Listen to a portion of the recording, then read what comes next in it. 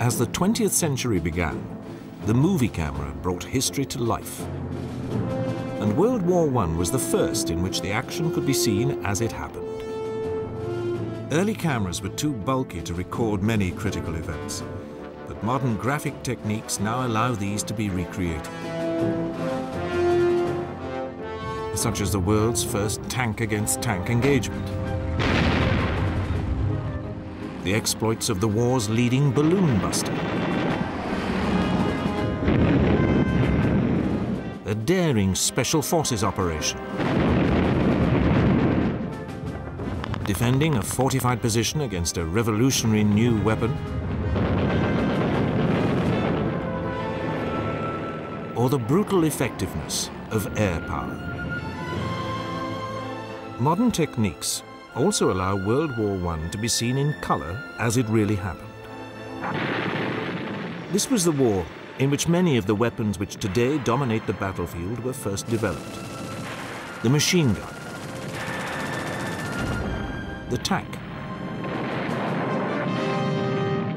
specialized combat aircraft like fighters and strategic bombers, and the craft which revolutionized naval warfare, the submarine and the aircraft carrier.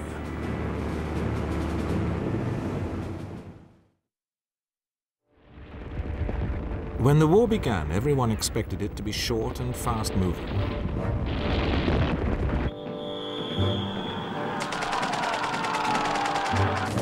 Instead, the power of the machine gun, massive artillery bombardments, and barbed wire led to the nightmare of trench warfare.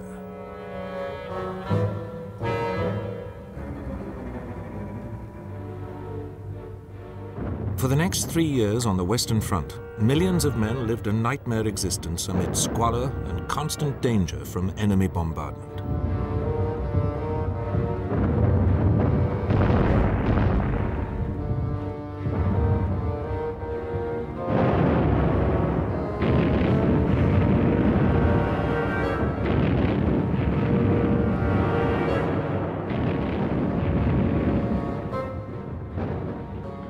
They went over the top in futile mass attacks,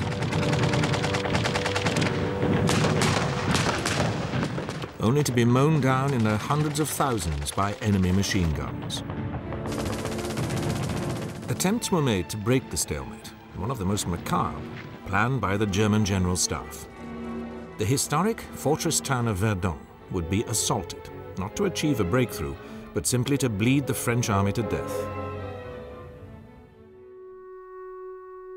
The town of Verdun had been a crucial defensive position on France's northeastern border for centuries.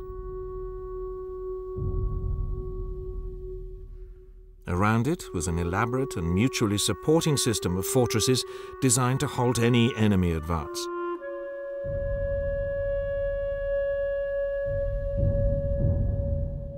The Germans calculated that the French could not afford to allow the position to be lost.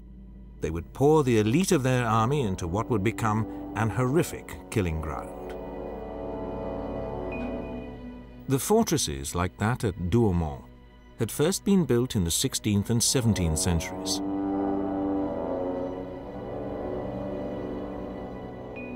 Their walls and underground defenses had been constantly updated to withstand assault or siege by modern weaponry. They had massive and heavily armored rotating turrets for heavy artillery,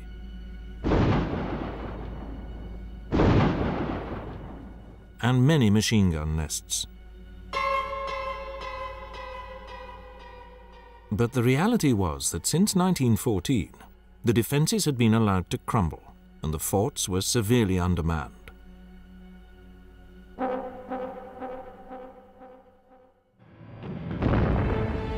On the 21st of February 1916, after a 9-hour bombardment, the German attack began. After 4 days of savage fighting, a German assault pioneer, Sergeant Eugen Kunze, managed to get into Douaumont. To his astonishment, he wandered entirely alone through a vast concrete labyrinth. He could hear the muffled bangs of Fort Douaumond's 155mm gun. Guided by these, he made his way nervously to the main turret. The French gun crew was so preoccupied that they didn't notice him until he made them prisoner. Kuntze then roamed on. The realization began to dawn on him that the fort was virtually unmanned. In fact, its garrison had been reduced to a mere 56 elderly French gunners.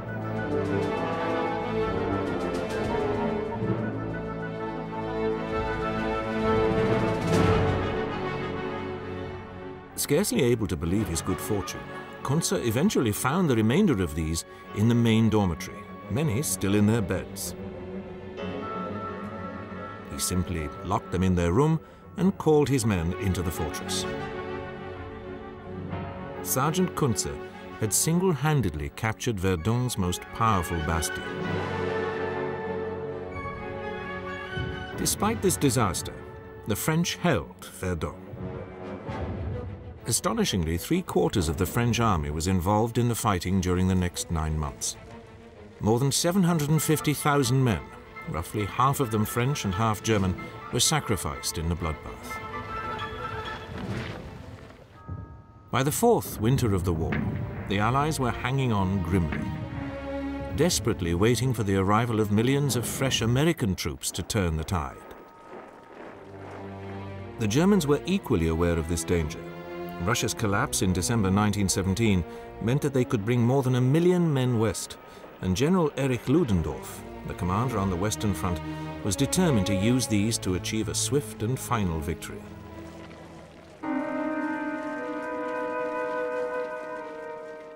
Knowing an attack was imminent, the British commander, Field Marshal Douglas Haig, adopted a new defensive system based on depth.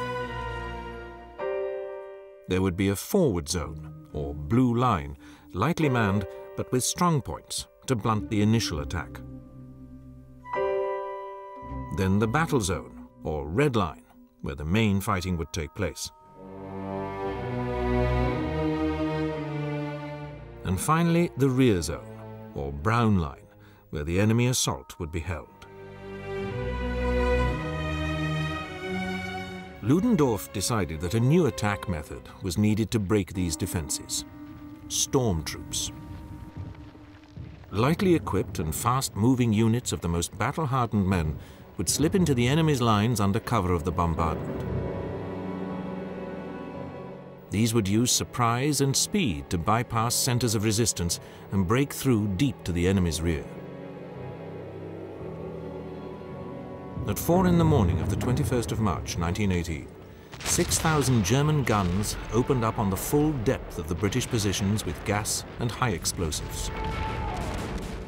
Just over 4 hours later, the first wave of storm troops leapt out of the trenches and raced forward.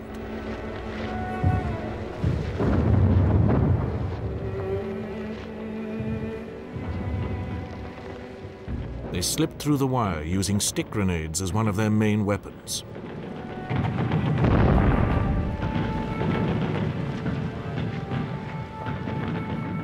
Another was the deadly, belching fire of flamethrowers.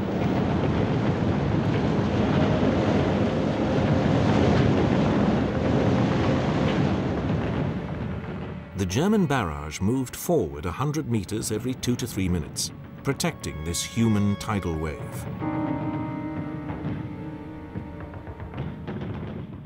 But in the end, it ran out of impetus, and the last great German offensive fizzled out.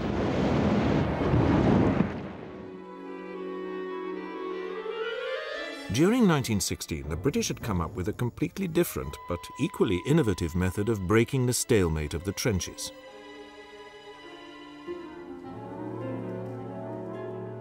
Deep underground, special teams of miners recruited from the coalfields of Wales and northern England had begun to tunnel under the German lines. It was back-breaking and claustrophobic work, with the ever-present danger of being entombed alive by a collapse. And made worse by the knowledge that the Germans were listening for the sound of digging and sinking counter-tunnels down which raiding parties would tiptoe. Sometimes they would break in on the British miners, and desperate battles in the dark would ensue.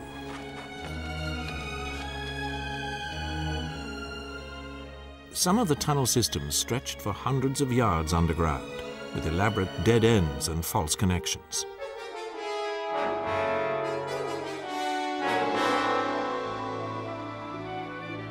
Once the main tunnels were under the selected sections of the enemy line, they were packed with explosive.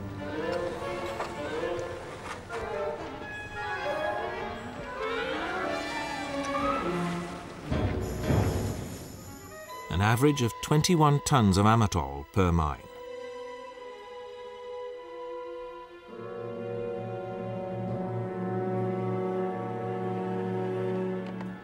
The greatest use of mines came on the 7th of June 1917, at the beginning of the British assault on the Messines White Sheet Ridge near Ypres. A total of 23 mines had been dug under the crucial German position, of which 19 were to be used. The Germans had pulled back from the others.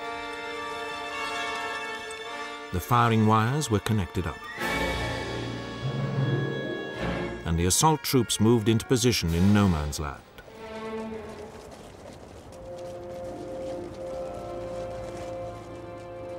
After 6 months of preparation, the firing teams checked their watches and prayed a lot.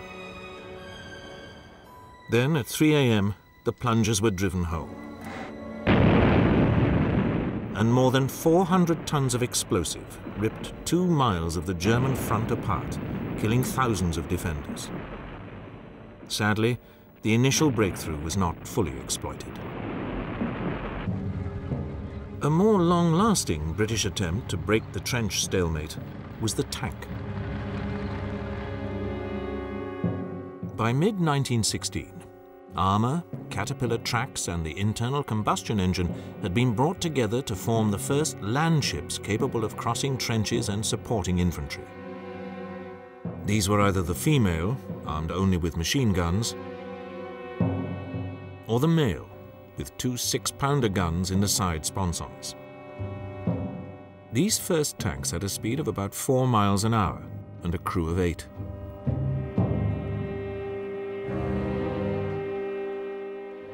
The British tanks were first used piecemeal in September 1916 during the Battle of the Somme. They achieved some local successes. But it was not until the Battle of Cambrai in November 1917, when 376 tanks were used, that their true potential was shown.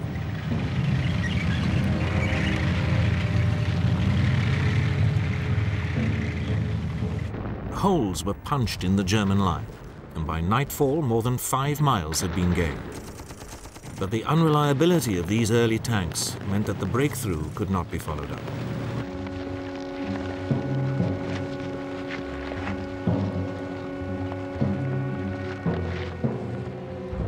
Nevertheless, the Germans were so impressed by the British successes that they urgently developed their own tank, a 33-ton monster with a crew of 18 named the A7V. Armed with a 57mm cannon and 6 machine guns, it was totally underpowered and unwieldy, and could only manage 3 miles an hour. But it was rushed into service to counter the British threat, and the first tank-against-tank confrontation soon followed.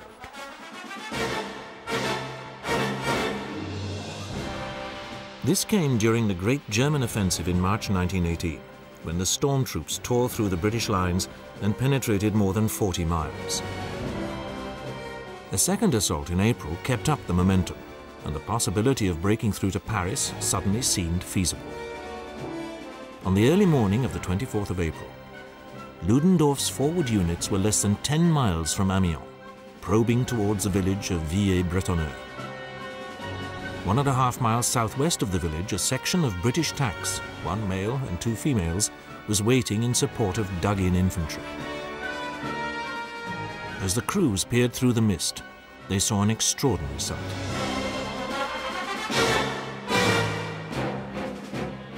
One of the few operational German A7Vs lumbered into view. British started up and moved forward to engage it.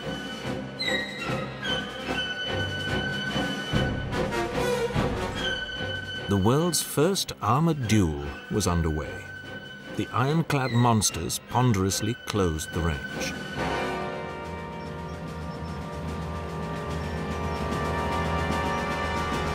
Inside the tanks, the conditions were appalling. There was no proper suspension, and the unsilenced engines roared and belched fumes. Finally, the leading British tank, the Mail, opened fire with its 6-pounder gun, but missed.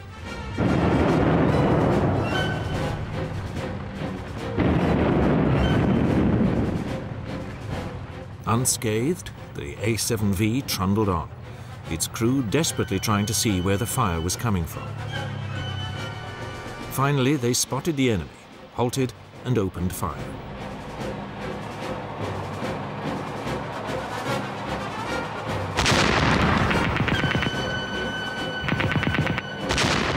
No effect at first, but then it began to find its range and struck both British females.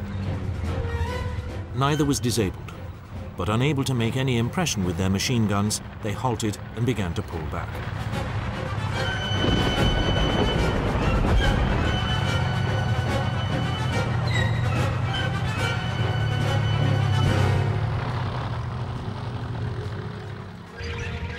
While the German was concentrating on its mates, the British Mail continued to advance and close the range.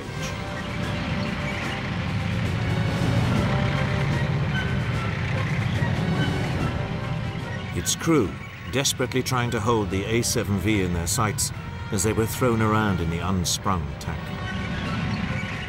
At last they got within effective range and opened fire again.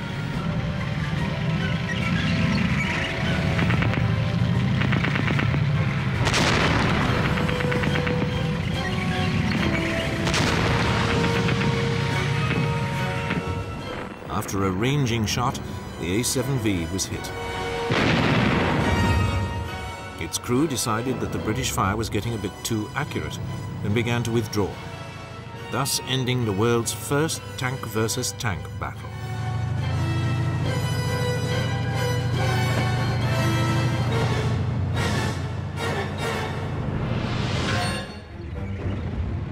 The tank had revolutionized the battlefield, and the French were quick to see the need to add speed and mobility.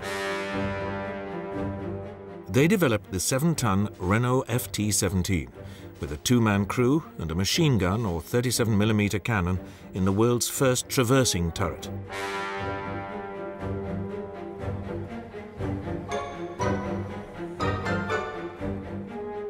The American forces, which had begun arriving in France in summer 1917, soon replaced their French helmets with the British version, but enthusiastically adopted the small French tank.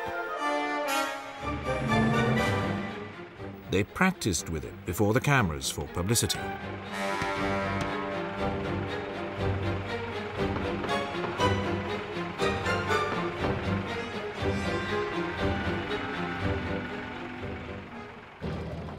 Several hundred were brought forward in support when the Americans began their first major action as an independent force.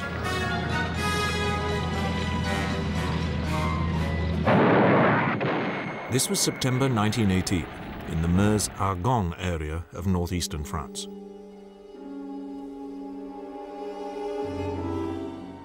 There the Americans faced a daunting challenge.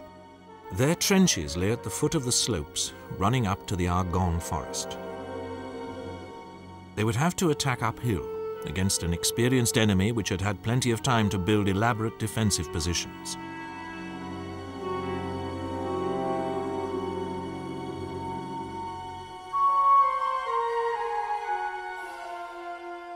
Behind the barbed wire and trenches of the German front line lay a series of machine gun nests which had been carefully camouflaged in the wooded terrain. German reinforcements could be rushed to these to blunt any breakthroughs.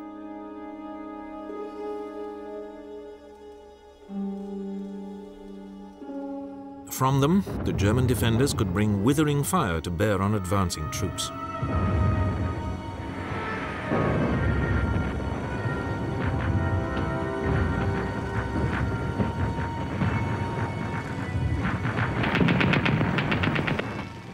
The Americans had practiced hard using tanks to support their infantry, but these frequently came to grief, since the Renaults were only lightly armored and they could only get across a gap of 6 feet.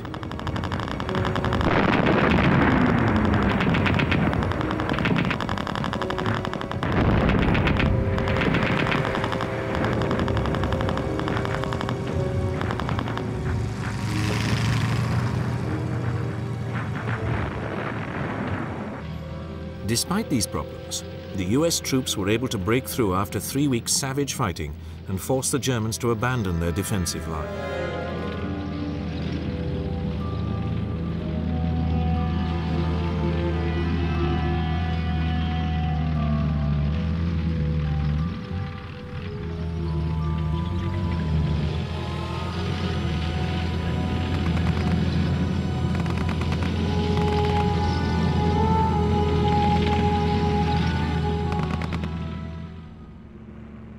In the wide open spaces of the Eastern Front, warfare had been much more fluid. In August 1914, Tsar Nicholas II and his generals planned to send the Russian First Army across the border of East Prussia in the north, advancing along the railway line towards the capital Königsberg and drawing the German defenders towards it. 4 days later, the Second Army would move into the heavily wooded area near Tannenberg in the south. It would then strike north to capture Königsberg and cut off the main German army. The Russians surprised the Germans by how quickly they were able to mobilize. And the appearance of hard-riding Cossack cavalry struck terror into the local Prussian population. First Army crossed the East Prussian border within 2 weeks of the outbreak of war. It had 150,000 men and alone outnumbered all the German forces in East Prussia. The opposing armies clashed indecisively near the town of Gumbinnen, whereupon the German commander, Max von Prittwitz, fell back in panic, begging for permission to evacuate East Prussia, and the Russian general Pavel Rennenkampf advanced a few miles and then stopped.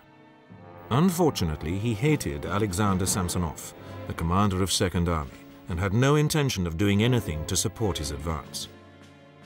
The German High Command had now called 67-year-old Paul von Hindenburg out of retirement to replace von Prittwitz, with the highly able Erich Ludendorff as his chief of staff. They spotted the opportunity which the excellent German railway system now gave them to use their much smaller army to beat each of the Russians in turn. One army corps was urgently sent by rail round to the Russians' left flank.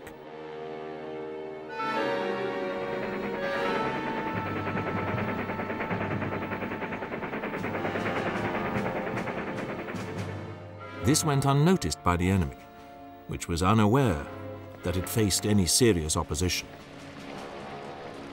Most of the remaining 2 corps were then ordered to march southwest as fast as they could to take up a position on the right of the advancing Russian Second Army.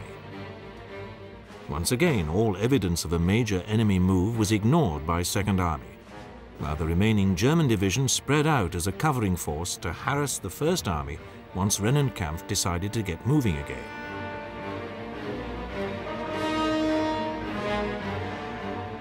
The Germans proved that a little, very mobile artillery and cavalry could imitate a much larger force.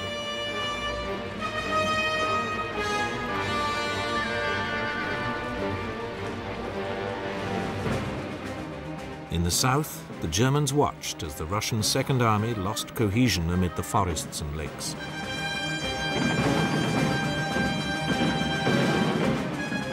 They then went in for the kill. Thrusting forward through the town of Niedenberg, the corps which had moved secretly by train sliced through the Russian line of advance, cutting off much of Second Army.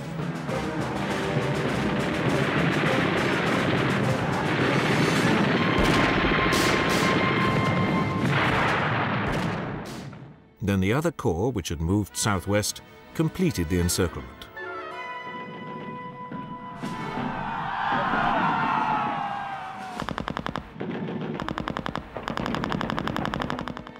Confused and terrified by this sudden and unexpected assault, the Russians broke and fled. General Samsonov went into the woods alone and shot himself, while more than 300,000 of his men were killed or wounded and 90,000 taken prisoner.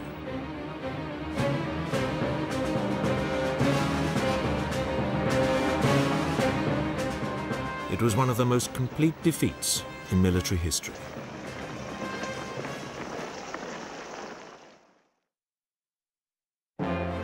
When World War I began, manned flight was only 11 years old. Aircraft were rickety and unreliable, used only for observation. Their crews used handheld pistols or machine guns to drive off the enemy. But then a Dutch engineer named Anthony Fokker, working for the Germans, found a way of interrupting the fire of a machine gun so it could fire forward through the propeller.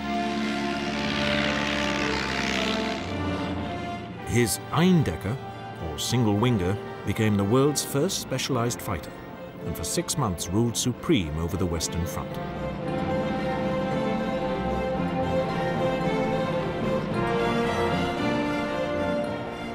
The Allies rushed to develop their own fighters, and for the next 3 years a succession of ever more powerful machines fought duels to the death. The most successful pilots became superstars. Aces like Manfred von Richthofen, the Red Baron, the Frenchman Georges Guynemer, Britain's Albert Ball, and America's Eddie Rickenbacker, one of the few to survive. This revolutionary new form of warfare saw the development of new tactics. Top pilots worked out how to outwit and kill their opponents. One of the earliest was the turn, invented by one of Germany's first aces, Max Immelmann, in which a head-on diving approach could be used to stall turn in behind an unwary opponent.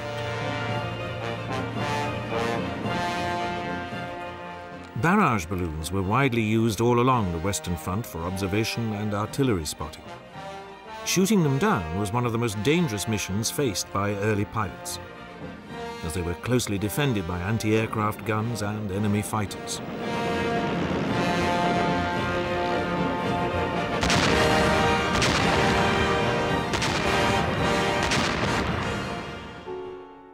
One of the most successful, famous, and short-lived balloon busters was a 21-year-old American lieutenant, Frank Luke.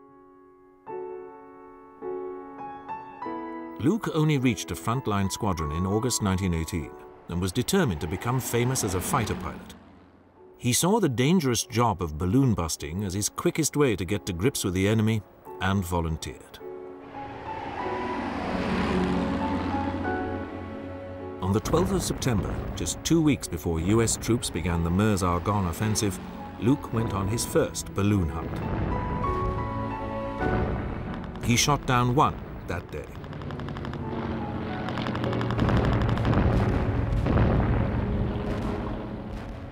And 8 more over the next 4 days.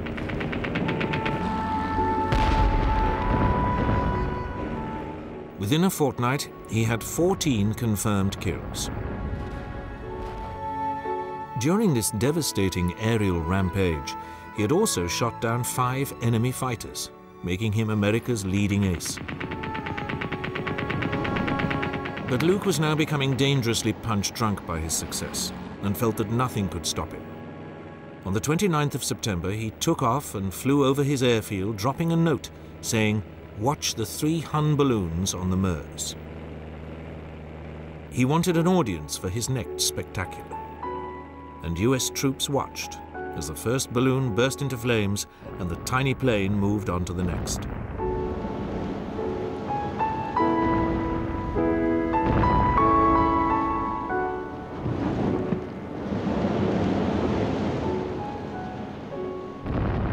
Frank Luke was true to his word. The 3rd balloon also went down. But he never got back to base to bask in his glory.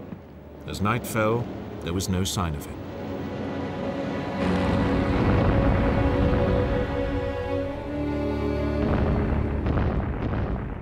Only after the war was it established that his lone aircraft had been jumped by 8 Fokkers and forced to land after destroying 2. He died from the wounds he had received in the air.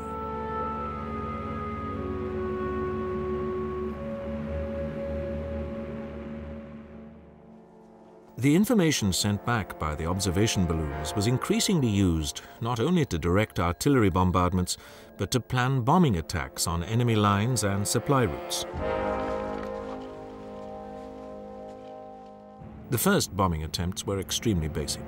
The observer simply dropped a missile over the edge.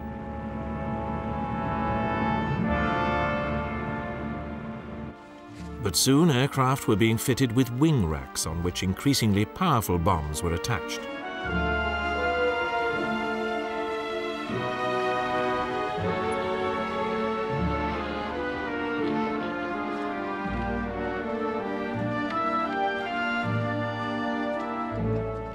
Aiming was still crude, with the crew relying on eye and an estimate of how much offset to allow.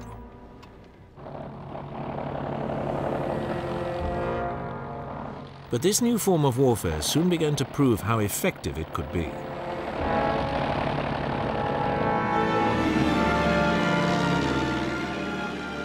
One of the most dramatic examples came during the Battle of Megiddo in Palestine in September 1918.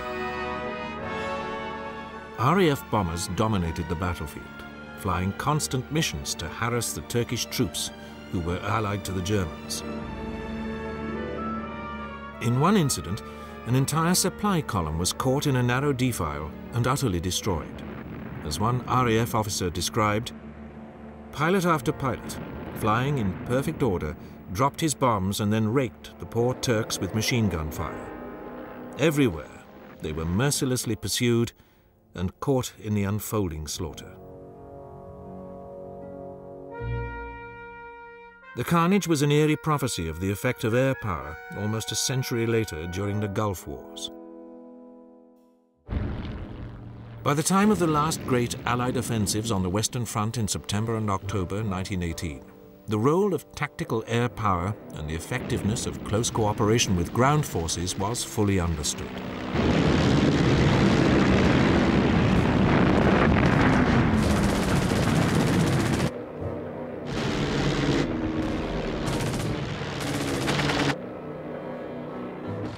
So too was the potential of this new weapon for long-range strategic assault.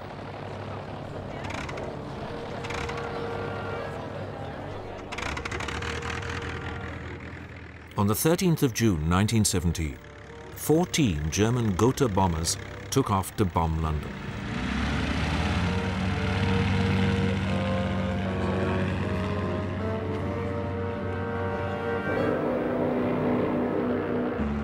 Each carried a ton of bombs, and 162 civilians were killed. This raid opened a new chapter in warfare. For the first time, non-combatants many miles from the front were directly in the firing line.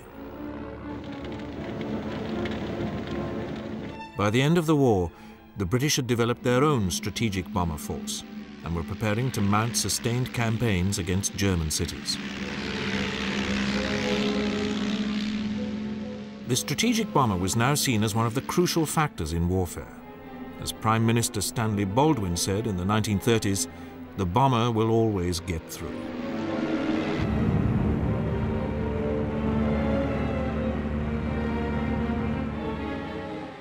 Another crucial weapon, which had a revolutionary effect on warfare, was the submarine.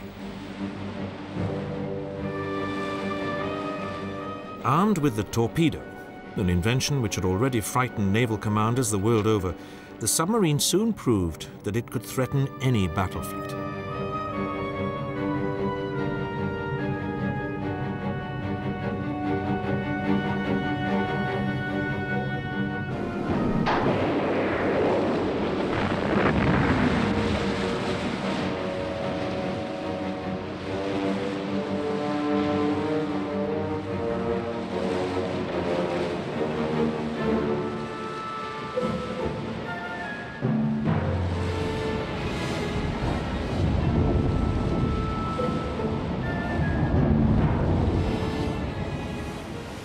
But it was not the threat to battle fleets which was to prove critical. The German U-boats soon showed that they had the potential to win the war by cutting Britain's vital trade links.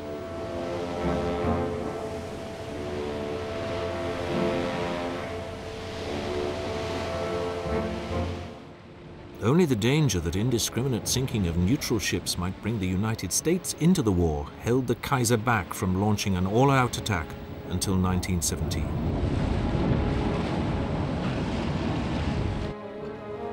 For much of the war, the Germans found it easy to prey on merchant shipping, because most ships sailed alone and unescorted. U-boats didn't even have to use valuable torpedoes to destroy their prey.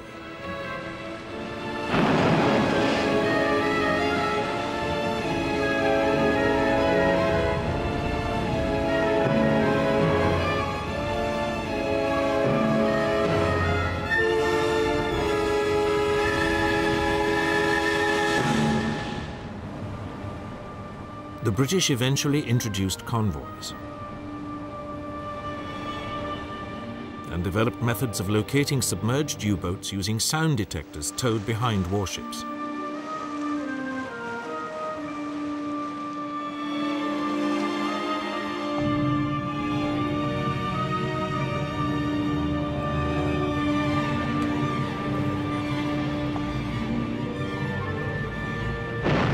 This was backed up with depth charges launched from fast-moving escorts.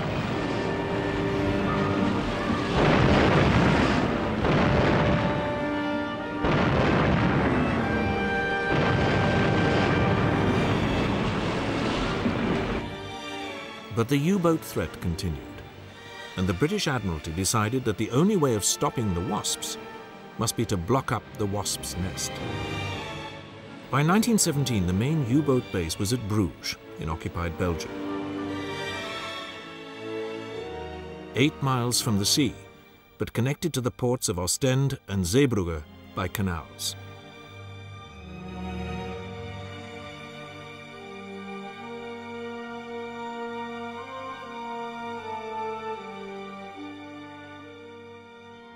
It was too far from the sea for there to be any chance of a landing to capture it.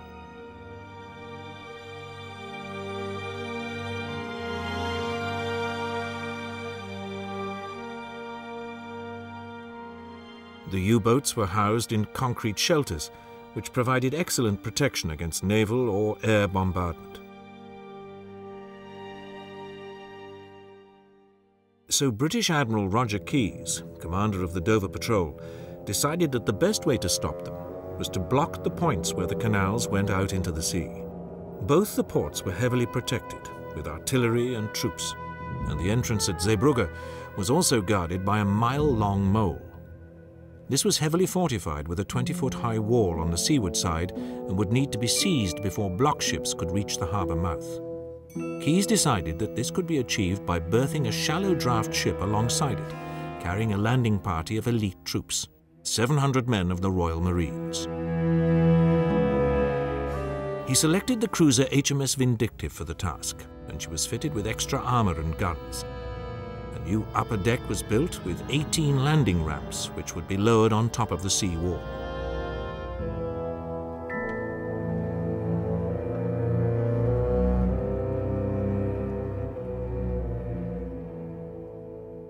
The volunteer naval crew practiced raising and lowering these.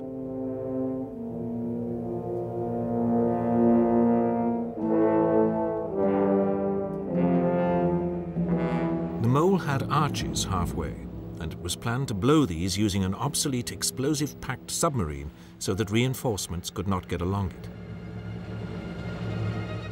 What the attackers did not know was that a German destroyer had moored on the inside of the mole the previous night, more or less exactly alongside where the Vindictive was aiming to land. Admiral Keyes, aboard the destroyer HMS Warwick, led the task force out of Dover Harbour on the evening of the 22nd of April. The weather for the crossing was calm. For the previous week, monitors, with their massive 15-inch guns, had been bombarding the German coastal guns and strongpoints.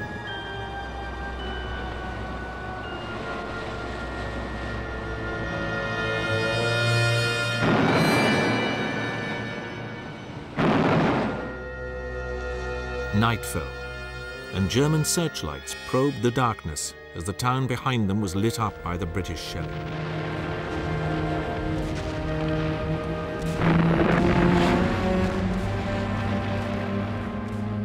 Then, at 23:30 hours, coastal patrol boats surged in and released their smoke floats. The wind was blowing from the northwest, wafting the smoke directly towards the mole and the port.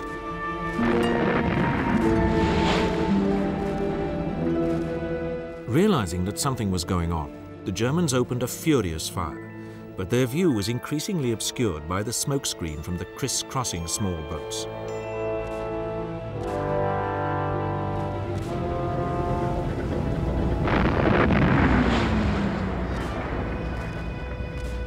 Behind the protective cover of smoke, HMS Vindictive, with 2 escorts, also packed with troops, should she be sunk, moved into position.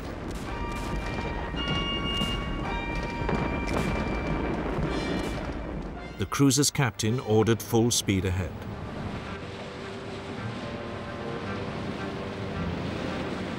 And the 3 assault ships raced into the smokescreen.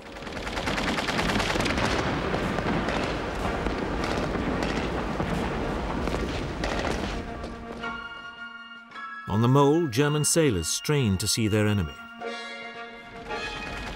Then, with only 250 yards to go, the 3 British ships emerged, and the Germans opened a withering fire.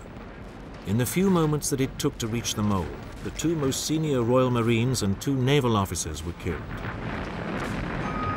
The German destroyer had also joined in the firing, and a heavy swell was making it hard for Vindictive to get close to the mole.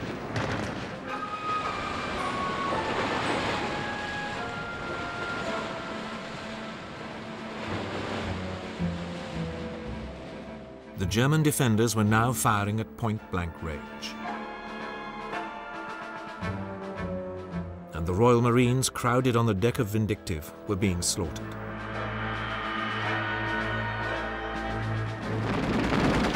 At this critical moment, the commander of one of the cruiser's escorts, the converted ferry Daffodil, saw the difficulty she was in and nudged his bows against Vindictive's side and pushed her alongside the mole.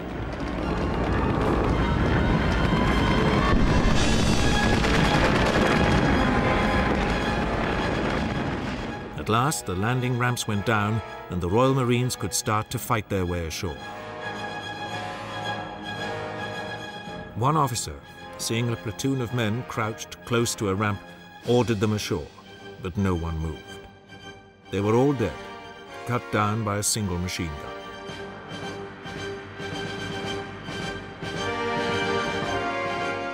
But despite the German fire, the boarding parties on Vindictive began to get ashore.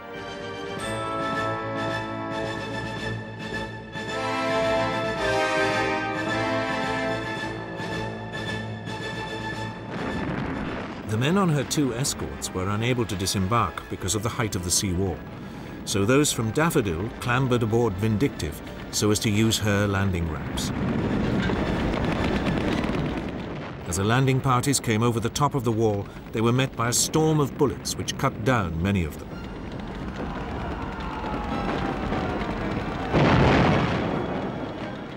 An attempt was made to rush the tip of the mole, but every single man in the attack became a casualty.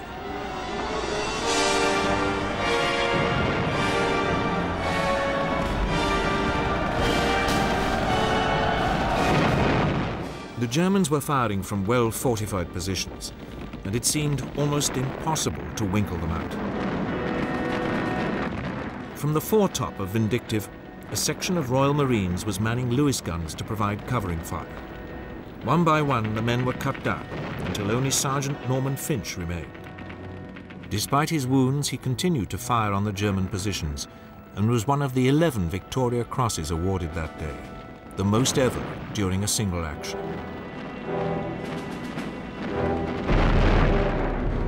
Gradually, however, the desperate gallantry of the Marines seemed to be having some effect. The fire from some of the German positions was slowing, and they were so preoccupied with fighting off the assault that they would be unable to turn on the block ships, which would go in behind them.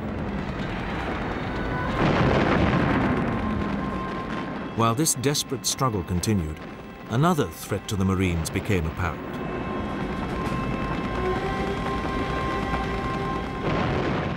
One which could abort the whole mission. A battalion of German infantry on bicycles was seen approaching the mole. If they got onto it, the Marines would be overwhelmed.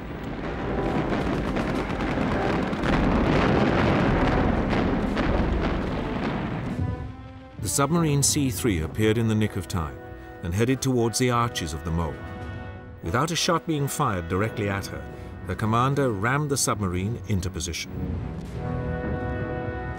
Before the Germans on the mole had realized exactly what was going on, the 7 men of the crew leapt into a skiff. But most were wounded by heavy fire before they could escape to the waiting motor launch.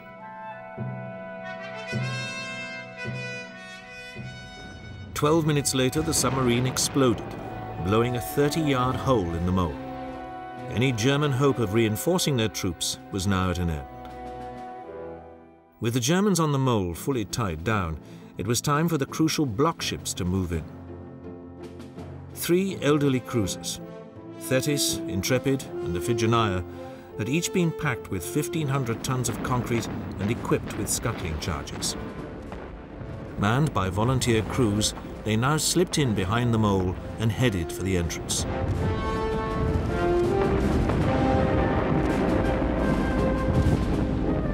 Seeing this new threat, the Germans in the port itself concentrated their fire on the 3 ships.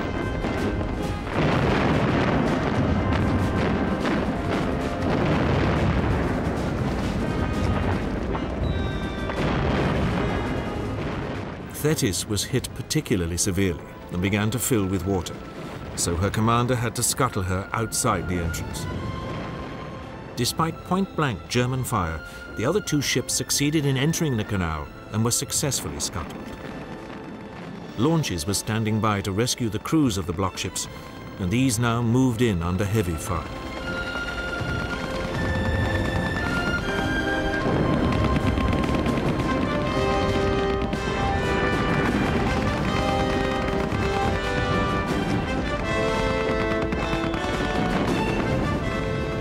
As they moved off with the survivors, klaxons sounded to signal the end of the operation, and the Royal Marines on the mole began to fall back to HMS Vindictive. Amazingly, the cruiser was able to get away from the mole and limped back to England.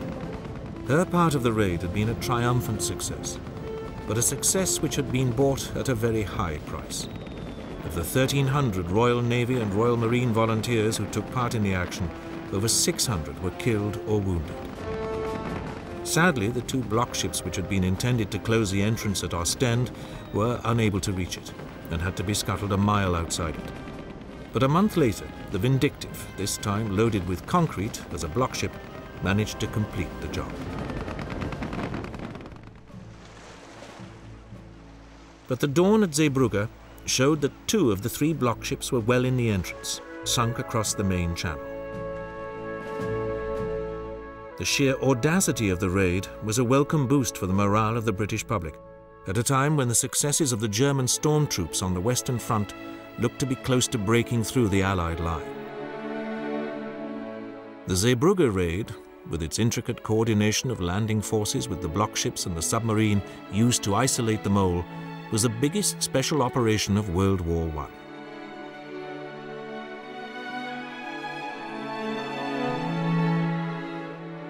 Roger Keyes, the man who conceived it, was to go on to plan similar assaults when he became Director of Combined Operations in 1940. In this, as in so many other ways, World War I foreshadowed many of the developments which were to be exploited in the Second World War.